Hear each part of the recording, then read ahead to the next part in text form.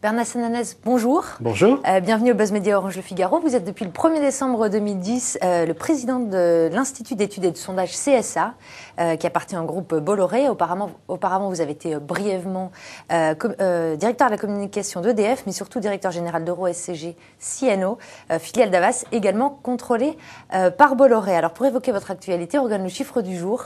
C'est 2012, l'année, faut-il le rappeler, de la prochaine élection présidentielle. Alors, après les cantonales de ce week-end, est-ce que c'est une période faste qui a commencé pour les sondeurs? C'est une période importante. La politique dans un institut comme CSA, c'est moins de 20% de l'activité de manière lissée sur 5 ans. Évidemment, l'année électorale et l'année préélectorale, c'est un peu plus, mais ça ne dépasse pas 22-23%. Bien sûr, c'est une vitrine, d'abord parce que on est extrêmement exposé médiatiquement. Nous avons signé avec le groupe Next pour un partenariat pour les soirées électorales et un certain nombre d'enquêtes jusqu'aux élections. Et puis, bien sûr, il y a la sanction du résultat qui est immédiate sur un jour du vote. On voit tout de suite le résultat et la pertinence des analyses des sondeurs. Et concrètement, est-ce qu'on peut chiffrer justement l'impact de ces périodes électorales sur votre chiffre d'affaires ? On peut le chiffrer en évolution, je vous dis, on est à 17% de notre activité hors année électorale et on passe à 22% et on va peut-être tangenter 25%. C'est vrai qu'avec les présidentielles, il y a des législatives, donc beaucoup aussi d'études locales. Mais encore une fois, l'essentiel de l'activité des instituts et de CSA notamment se fait hors du champ politique. Le champ politique, évidemment, c'est très important, ça permet de comprendre le citoyen.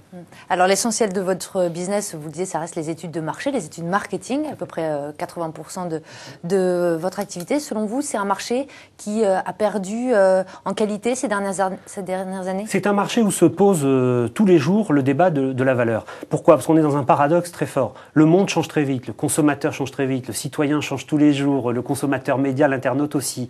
Et ces changements, ils remettent en cause aussi le business model des instituts qui veut que les clients, à la fois veulent tout savoir, tout comprendre, tout décoder, mais veulent tout savoir très vite et souvent pour pas cher. Et donc on a la confrontation on n'a jamais eu autant besoin d'études et en même temps les fondamentaux économiques sont atteints. Et donc, il faut se déplacer sur la chaîne de valeur, c'est extrêmement important.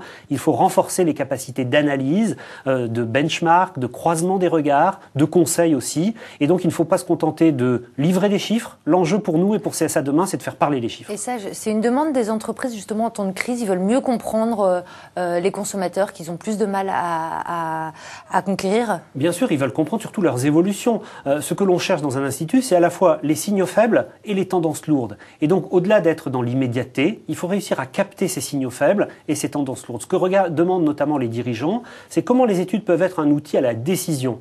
Aidez-nous à décoder, à comprendre ce qui se passe et à mettre ces évolutions en dynamique. Et ça, c'est un enjeu très important que le nouveau CSA va essayer de relever. Alors, un autre enjeu, vous l'avez dit à votre arrivée, c'est l'impact des innovations technologiques qui changent le métier de sondeur. Est-ce que ça veut dire que vous allez faire plus d'enquêtes sur Internet ? Alors, évidemment, le développement des enquêtes sur Internet, notamment par la technique des panels, se fait beaucoup sur la consommation, sur les services. C'est une demande très forte parce que ça permet aujourd'hui de capter très vite des attentes des consos.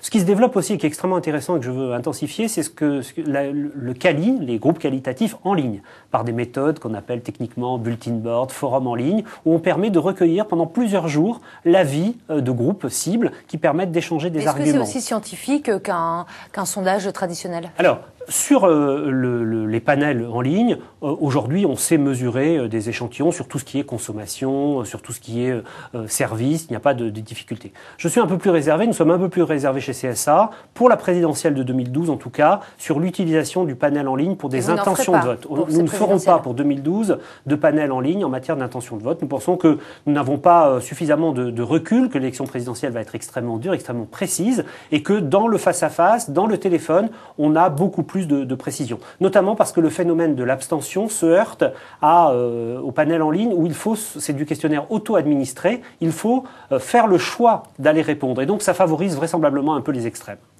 Alors, une de vos grandes ambitions, par ailleurs, c'est également de relancer la croissance. Est-ce que ça pourrait passer par de la croissance externe ? Écoutez, j'ai présenté effectivement un plan à l'actionnaire, à Vincent Bolloré, qui vise à remettre CSA en mouvement, à construire un new CSA et à doubler de taille en 3 ans, à la fois par croissance interne, en se renforçant. À passer 70 millions d'euros à peu près de chiffre d'affaires. 35 à 70 millions, effectivement, et donc de reprendre une place très forte dans le peloton des instituts. Ça passe par de la croissance interne, avec du renforcement sur des compétences très fortes.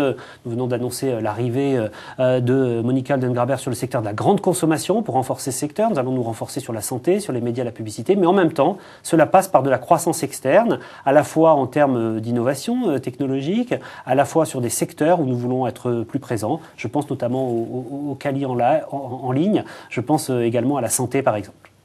Alors, le marché des études et des sondages d'opinion a bien résisté pendant la crise. Il a redémarré de 4% en 2010. Votre chiffre d'affaires en 2010 rapidement était de 35 millions d'euros. Est-ce qu'il a augmenté dans les mêmes proportions? Il a évolué de 7% en 2010, qui est un bon résultat après une année très difficile que CSA avait connue, comme tous les instituts en 2009. Et pour 2011, nous sommes prudents. Nous espérons atteindre les mêmes résultats de croissance. Le début d'année est assez paradoxal, même si on sent bien la reprise, notamment des investissements publicitaires. Ça ne se traduit pas encore de manière soutenue dans les instituts. On est sorti de la crise, mais on n'est pas encore repassé dans la croissance. Mais pour ça, pour reconquérir, il ne suffit pas simplement de surfer sur l'économie générale. Il faut être innovant, il faut proposer des nouvelles solutions aux clients, il faut proposer plus d'analyse, c'est ce que nous allons essayer de faire. Eh bien, on regardera ça attentivement. Bernard Sananès, merci, et à demain pour un nouveau Buzz Média.